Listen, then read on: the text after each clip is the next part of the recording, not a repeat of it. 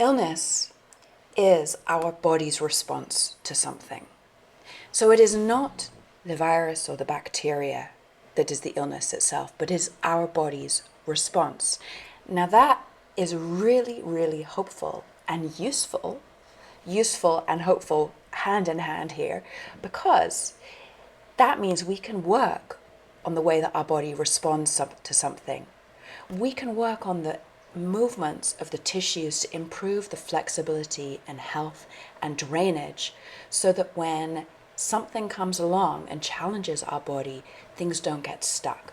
And I use the word stuck in kind of a useful and visual way, because tissues can become stagnant and congested, and that's what we have to move out of our bodies. And we can do that, and we can prepare our bodies through some really useful movements to help improve the flexibility of our tissues, to help improve the drainage, and also to have some first aid exercises. And I'm going to teach you one exercise in a moment, so that when you do get sick, which inevitably will happen, and is not a terrible thing, because it actually is kind of like going to the gym. We make our immune systems a bit more robust when we have a little fever, when we have a little cough or a cold.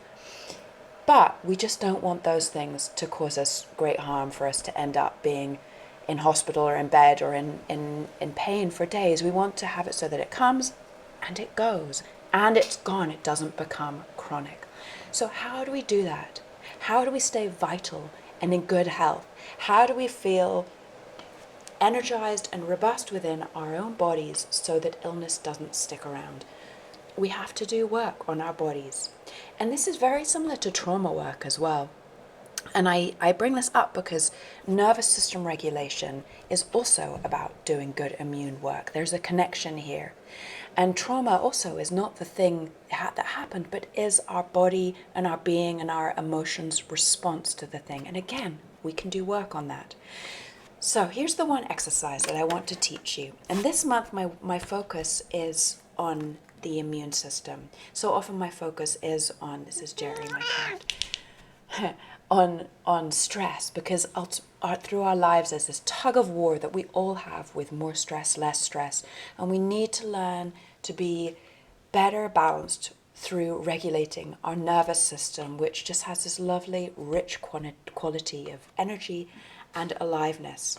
All right, the one exercise that I promised to help you with your immunity this month. So we're going to bring the fingers in, and this is a Qigong exercise. I love Qigong, so elements of Chinese medicine in this. We bring the fingers in and we hook at our fingertips, and we're just going to imagine that we're smoothing out between the ribs, and then we bring the arms kind of all the way out like this, and then at the end we let the fingertips flick open like that. So that's what's happening with my arms beyond the screen. And our lungs actually come up above our collarbones. So we're going to have the hands starting just here at the base of the throat. And if you're congested through here, congested through the sinuses, you could even try it up here as well. But there are different exercises I typically use for here. Coming in, and then the hooking. Go slow. Go slow and connect. Shh, dearie. Connect, connect, connect. Bringing your arms out very, very slowly. Trying to hold the awareness of this opening movement, smoothing and relieving all the time, so you're not off in other thoughts. You stay connected to the intention of the movement as you do this. And feeling your fingers connecting to your chest, to the areas of tension. And if you're quite a visual person, you might see it as areas of kind of darkness or other different visual thing. And then the hands come in and just as lightly off the body, rich in tension, bringing the hands out. And then what you're going to do is you're actually going to go back up as well, and then give your shoulders a break. And then you're going to do another round, and you're going to bring the fingers back in here, high up, and you're going to connect to the back of your body. So with your mind's eye, connecting where your ribs are meeting at your spine and releasing the tension at the back of the body. So it's like you take a laser beam through your body, and the fingers are there, releasing tension as you do this movement, and then bringing the hands back in, connecting, and then at the end of the movement, that little flick, releasing.